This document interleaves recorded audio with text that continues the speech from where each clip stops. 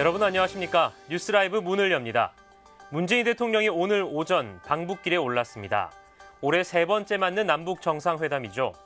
비핵화 협상의 돌파구를 찾을 수 있을지 기대와 우려도 공존하고 있습니다.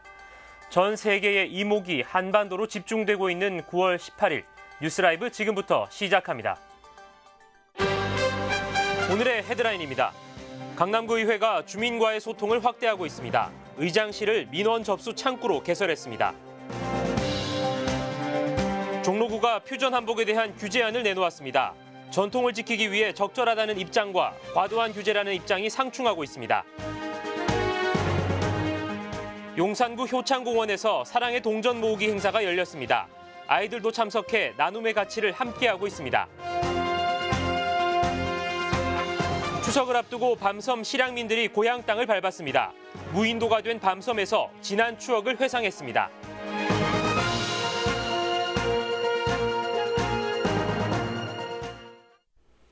강남구 의회가 의장실의 문턱을 낮추었습니다. 주민들의 애로사항 해결과 직접 소통을 위한 민원 접수 창구로 운영하고 있는 건데요. 최근 현판식을 갖고 민원 해결에 대한 의지를 약속했습니다. 지혁배 기자입니다. 강남구의회 의장실을 민원 접수 창구로 개설하는 현판식이 마련됐습니다. 주민 소통 창구인 열린 현장 민원실로 공식 선포하는 자리입니다. 현판식을 통해서 많은 주민들과 더 소통하고 또 민원을 직접적으로 청취하고 해결하는데 의회가 앞장서 나가겠다라는 각오를 담아서 지난 7월 13일 아파트 조망권 피해 보상금 청구권을 시작으로 지난 14일까지 개설 64일 동안 접수된 민원만 39건, 아파트 진출입로 확장과 수서동 직능단체 보조금 삭감 문제, 구민회관 용역 근로자 근무 여건 개선 등 전체 민원의 32%인 12건에 대해 구청장에게 전달하거나 해당 부서에 직접 처리를 요청했습니다. 의회가 정책을 추진하는 곳이 아니라 한계는 있지만 주민과 구청을 중재해 민원이 원만하게 해결될 수 있도록 역할을 하자는 게 민원실 개설 목적입니다. 의회에 접수된 민원 중에 즉시 처리가 필요한 사업들은 구청장에게 직접 전달하기로 했고요. 구청장과 함께 면담을 통해서 행정적인 처리가 신속하게 될 수 있도록 노력해 나갈 것입니다. 강남구 의회는 의장실에 열린 현장 민원실과 함께 다음 달에는 홈페이지와 소셜미디어인 SNS 창구를 개설해 주민과의 소통을 확대할 계획입니다. 딜라이브 서울경기 케이블TV 지역배입니다. 강동구 의회가 진행한 구정질문에서 강동구 행정에 대한 질타가 이어졌습니다. 미진한 구청 행정이 곳곳에서 노출됐기 때문인데요. 구정질문에서 나온 내용들을 박영찬 기자가 정리했습니다. 강동구 의회 구정질문에서 강동구 행정이 도마 위에 올랐습니다. 그동안 구청이 추진해왔던 정책과 지역 현안을 처리하는 과정에서 행정 난맥이 노출됐기 때문입니다. 먼저 시장의 이전을 두고 갈등을 빚고 있는 부덕 전통시장 문제에선 시장 상인들이 사전에 점포 이전에 동의했음에도 재건축 단지에 기반시설 공사가 임박할 때까지 구청이 아무런 조치를 취하지 않은 것에 대한 질타가 이어졌습니다. 고덕 2단지 아파트 재건축 담당 공사 시 아무런 조건 없이 공사 진행에 방해되지 않도록 이전기로 협조했다는 이게 67명의 서명된 자료가 있습니다. 뭔가 대체의 부지가 선정을 해서 일할 수 있도록 만들어주는 것이 역할을 해야 되지 않습니까? 강동구청장은 재건축 공사 진행과 상인들의 생존권을 보장하기 위한 적절한 조치가 이루어지지 못한 것에 유감을 표명했습니다. 펜스 설치, 공사 시 조건 없이 이전하겠다는 우리 상인들의 서명이 이제 있었던 것을 알고 있고요. 상인들도 계속해서 상업 행위를 할 수 있는 그런 조건을 만들었다면 좋았을 텐데 이거는 구청의 준비가 잘 못된 행정이라고 생각합니다. 일방적으로 진행되는 행정 시스템에 대한 아쉬움의 목소리도 제기됐습니다. 강동구가 제2청사를 지으면서 강동경찰서에 구의회 부지를 넘기고 건물만 4년간 무상임대하는 계약을 맺은 것. 무상임대 계약 만료가 1년 앞으로 다가온 상황에서 구의회와 별도의 논의 없이 구청 내부적으로만 구의회 문제를 논의하고 있었다는 겁니다. 강동경찰서 측에서 강동구의 청사를 이전해달라는 공문이 접수되었습니다. 부지 확보와 예산 등의 어려움으로 강동구의 청사 이전 계획은 없다. 구청 공무원들이 강동구의 청사에 이전 문제, 남의 집 불구경하거나 하는 이러한 행태에 대해서 구청장께서 어떻게 생각하십니까? 내년 9월이 이제 계약 만료일인데요. 일단 청사를 유상 사용하는 것에 대해서 강동 경찰서 측과 적극적으로 협의를 하고 TF를 구성해서 추후에 적정하게 청사를 이전할 계획을 세워줄 것을 제가 구두로 지시한 바가 있습니다. 한편 이날 정례회에선 둔촌주공 아파트 재건축 공사 현장 주변 학생들의 통학로 안전 문제에 대한 대책도 다뤄졌습니다. 딜라이브 서울 경기 케이블 TV 박영찬입니다.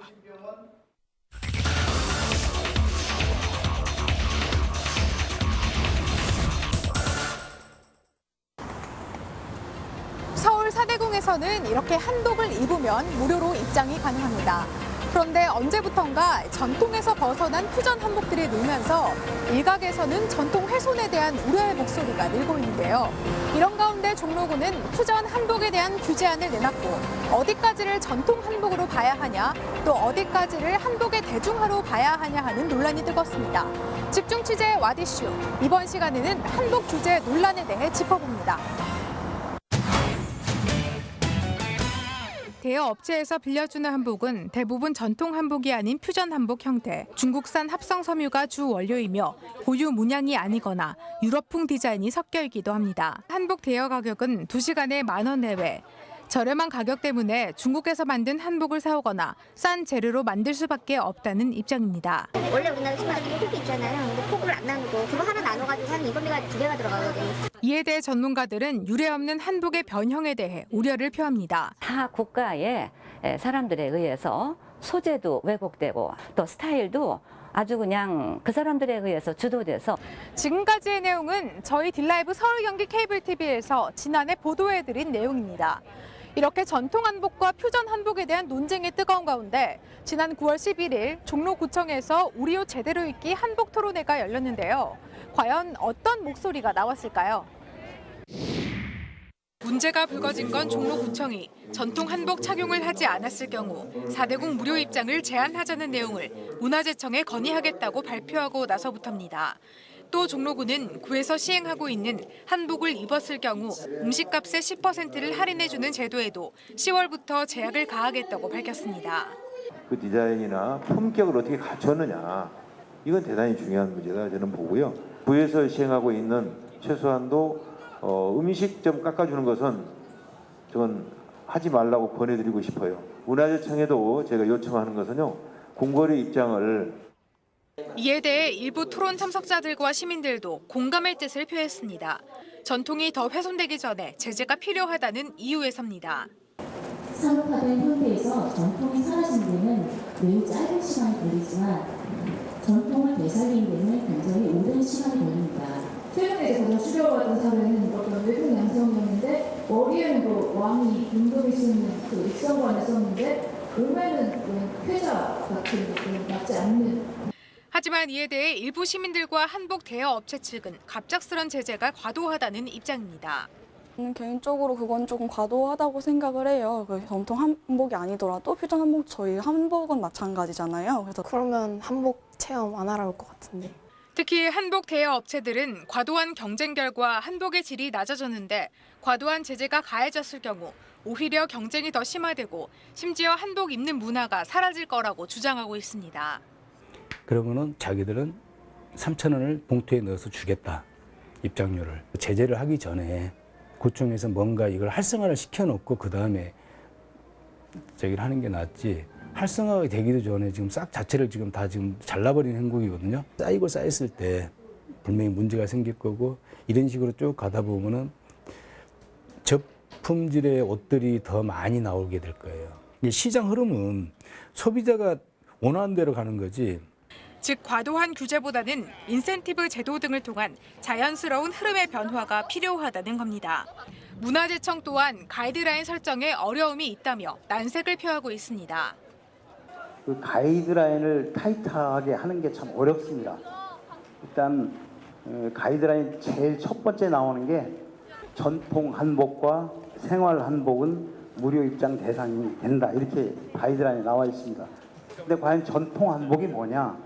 그 정의는 아직 내리지 못하고 있어요.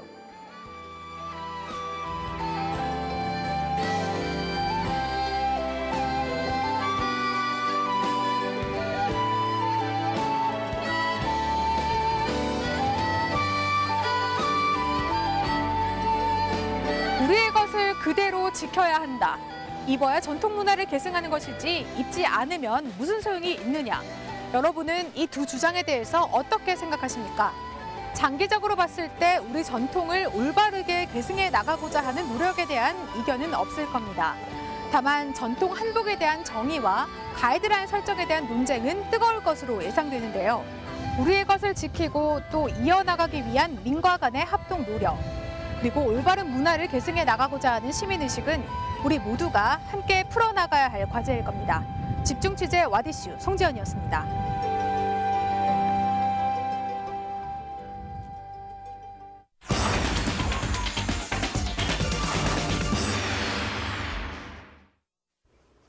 용산구가 오늘 효창공원의 농구장과 배드민턴장 일대에서 사랑의 동전 모으기 행사를 열었습니다.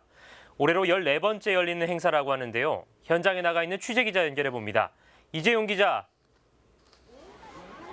네, 저는 지금 용산구 효창공원에 나와 있습니다. 네, 이재용 기자, 뒤로 오늘 사랑의 동전 모으기 행사가 열리고 있는데 이 뒤로 또 아이들이 많이 보이는 것 같습니다.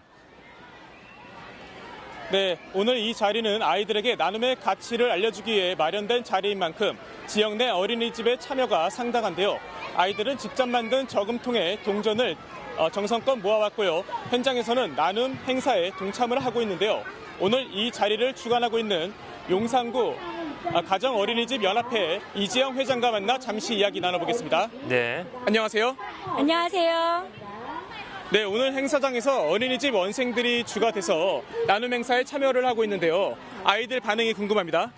네, 아이들이 한 달가량 고사리 손으로 모은 동전을 사랑의 저금통에 정성껏 담아서 아이들을 위해서 이제 기부를 할 수 있는 기부 문화를 체험하고 있습니다. 저 굉장히 신나고 뿌듯해 보입니다. 네, 오늘 이 자리가 14번째 맞이하는 행사인 것으로 알고 있는데요. 궁금합니다. 이 사랑의 동전 모으기 행사가 앞으로 이어질지도 궁금한데요. 여기에 대해 한 말씀 부탁드립니다. 네, 올해로 14회째를 맞이하고 있는데요. 앞으로 20년, 30년 동안 계속 이어져 나가기를 바라는 마음입니다. 왜냐하면은 더불어 살아가는 사회를 경험하고 나눔을 배우는 것은 굉장히 중요한 교육이라고 생각합니다.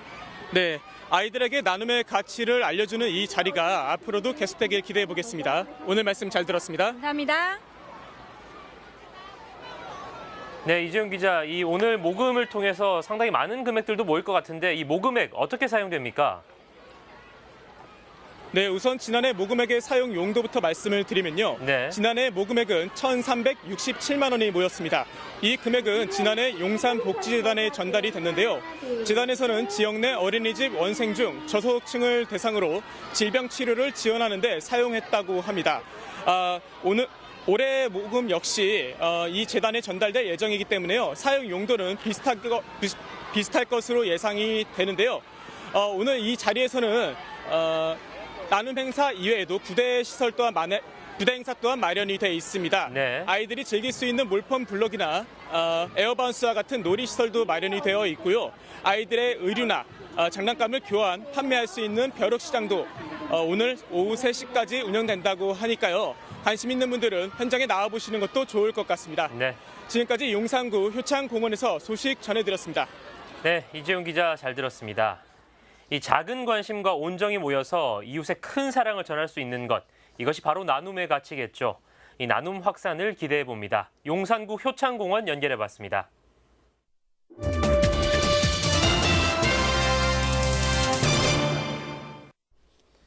어제 오전 11시쯤 송파구 오금동의 한 아파트에서 불이 나 한때 주민들이 대피하는 소동이 일었습니다.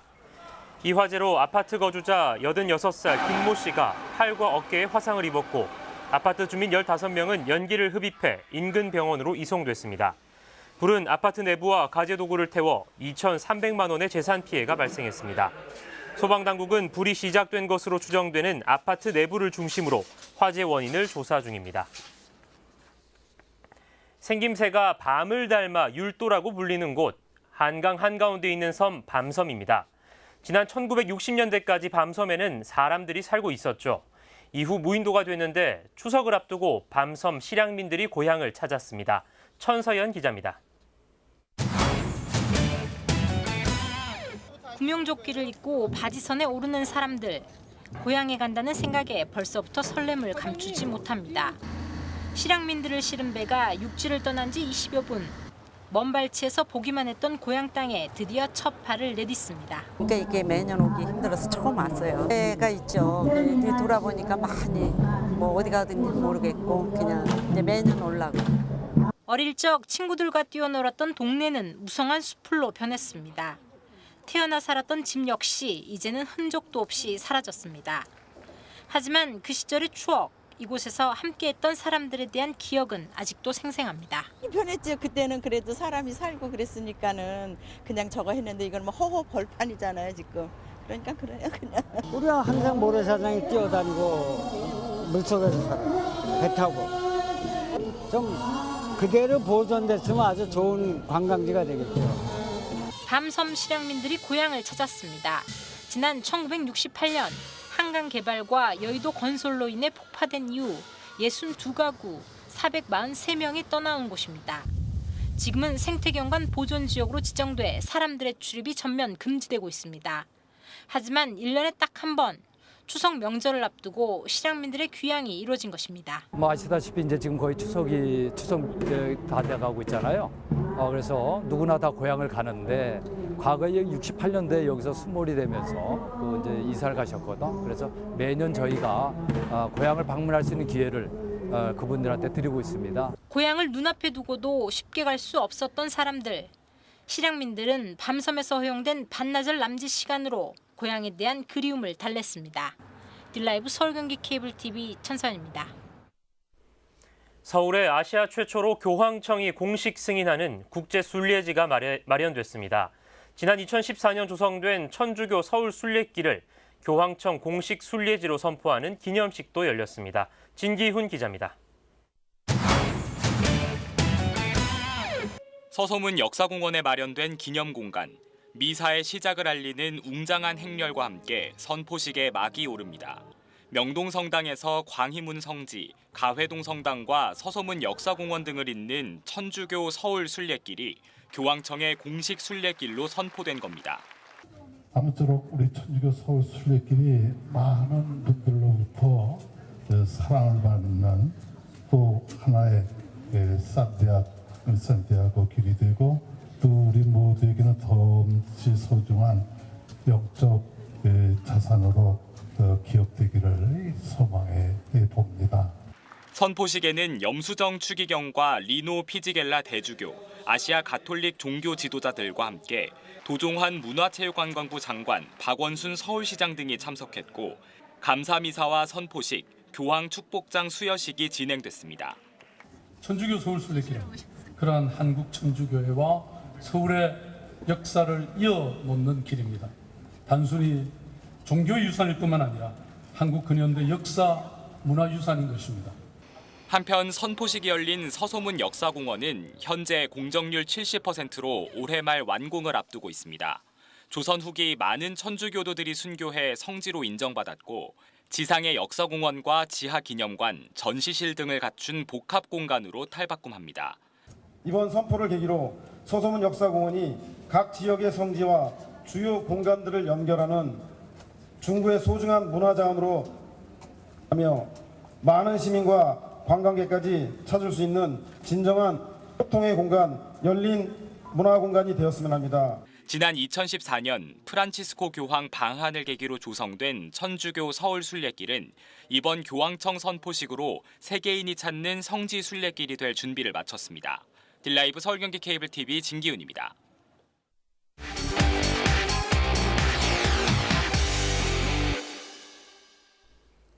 제15회 딜라이브 케이블 TV기 서울시 초등학교 야구대회 결승 경기 결과입니다.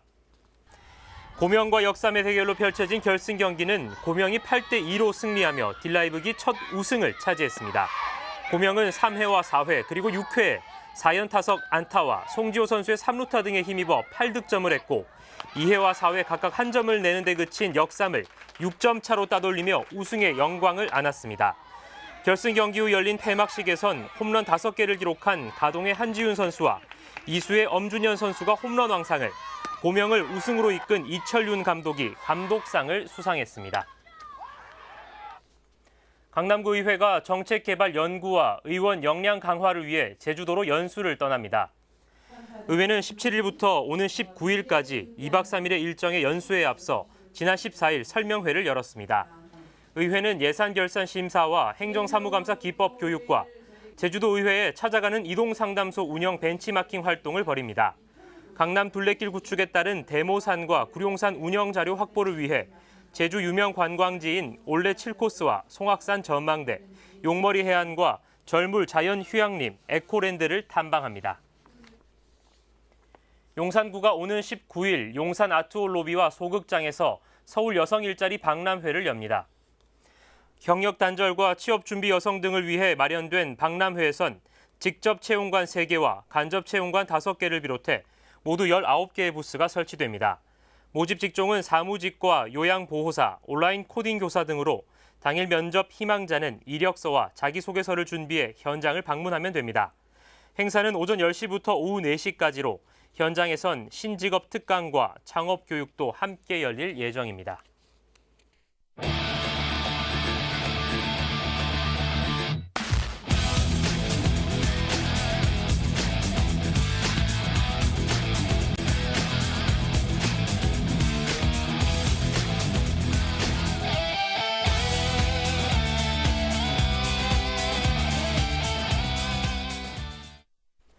박원순 서울시장이 어제 오후 한 포럼에서 서울의 모든 지하철역에 광고를 없애고 예술작품을 전시하겠다는 구상을 밝혔습니다.